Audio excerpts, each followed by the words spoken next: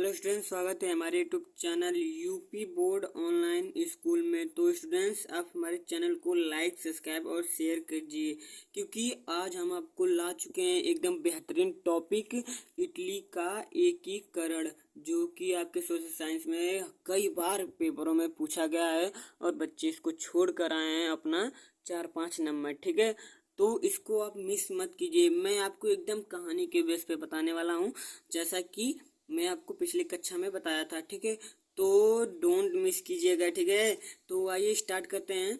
जैसे कि यूरोप में राष्ट्रवाद था आपके सोशल साइंस में, तो पहले चैप्टर के ही टॉपिक है इटली का एकीकरण।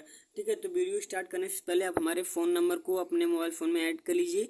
जैसे कि आपको किसी भी क्लास की अगर पीडीएफ चाहिए तो आप इस पर व्हाट्सएप कर सकते हैं। ठीक है, तो आइए स्टार्ट करते हैं। तो अब की बार इस कहानी में हमारे थर्ड हीरो आएंगे। जो कहानी के हीरो हैं मैसिनी, काबूल और गैरिबाल्डी, ये हीरो हैं और कई कई समय पर ये इन्होंने अपना काम किया है। ठीक है, तो आइए स्टार्ट करते हैं। तो पहले हमारे जो हैं जोसेफ मैसिनी। ठीक है, तो जोसेफ मैसिनी का जन्म 1807 में इटली में हुआ था। ठीक है, तो ये जब पैदा हुए थे तो ये एक ग्रुप बनाए, कार्बोनारी संगठन। ठीक है, ये आदमियों का ग्रुप था, इन्होंने कार्बोनारी ग्रुप बनाया। ठीक है, एक इटली के एकीकरण के लिए। ठीक, इन्होंने एक ग्रुप बनाया इटली के एकीकरण के लिए। तो इटली को एक करने की सोसाइटी थी। मान लीजिए ये ग्रुप बनाए जो, तो इटली को एक करने की सोसाइटी थी। ठीक है, तो जब 24 वर्ष के थे मैसिनी, तो जब 24 वर्ष का था मैसिनी, तो इस काम के इटली को एकीकरण कराने में ये असफल हो गया। ठीक है, असफल हो गया, तो फिर इसको 1831 में देश से बाहर कर दिया गया। देश से बाहर कर दिया गया क्योंकि इसने यहाँ के जो शासक थे वो कहे कि हमारे ये संविधान का गलत उपयोग कर रहा है, इसको देश से बाहर कर दीजिए। ये वो कई अफवाहें भी फैली। ठीक है, तेजी से मैसिनी देश से बाहर हो गए और वहाँ पर मैसिनी हार नहीं मानी। देश से बाहर हो गए, फिर भी उसने हार नहीं मानी। उसने ठान लिया कि इटली को एक करके ही मैं मरूंगा। ठीक है, तो फिर उसने हार नहीं मारी। फिर उसने दो संगठन बनाए, दो ग्रुप बनाए, एक था यंग इटली, एक था यंग यूरोप। उसने दो संगठन बनाए, एक यंग इटली, एक यंग यूरोप। ठीक है, तो मैसिनी था, उसने कहा, मैसिनी का कहना था कि हमें भगवान ने एक ही बनाया है, हमें भगवान ने एक ही बनाया है, पर हम छोटे छोटे राज्यों से बढ़ चुके हैं, हम छोटे छोटे देशों में बढ़ चुके हैं। जैसे कि हमें एक मिलजुल कर रहना चाहिए, यानी ये एकता का पाठ पढ़ा रहा था। ठीक है, तो वहाँ के जो उदारवादी राष्ट्रवादी लोग थे वो अधिक से अधिक फैला रहे थे। ठीक, इस बात को वहाँ के जो शिक्षित लोग थे, जो अपने देश को अपना मानते थे, जो इस कथन को पूरे अच्छे से समझते थे, उसने इस बात को पूरे देश में फैलाने का काम किया। तो जो मध्यम वर्गीय लोग थे, जो शिक्षित लोग थे, वो उन्होंने जो मैसिनी को देखा कि ये इटली को 7 भागों में बांटा गया है, यानी जो हमारे देश है उसको तो 28 राज्यों में बांटा गया है, वहाँ को इटली को 7 देशों में बांटा गया था, 7 देशों में बांटा गया था।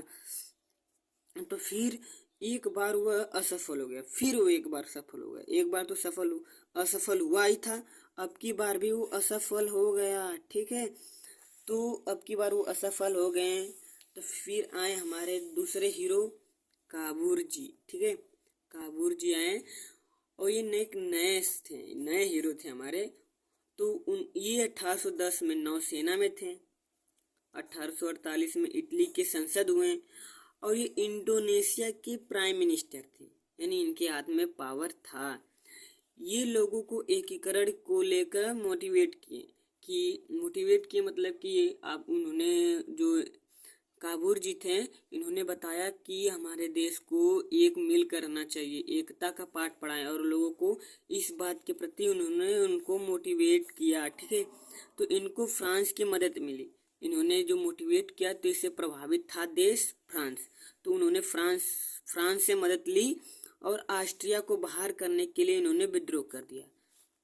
तुरंत सहायता किए फ्रांस के लोग, फिर तुरंत ऑस्ट्रिया पर इन्होंने विरोध किया कि हमारे ऑस्ट्रिया को बाहर कीजिए, क्योंकि ये हमारे विरोध का कारण बन रहा है, इसको तुरंत भेजिए, यानी ऑस्ट्रिया पर इन्होंने विरोध कर दिया।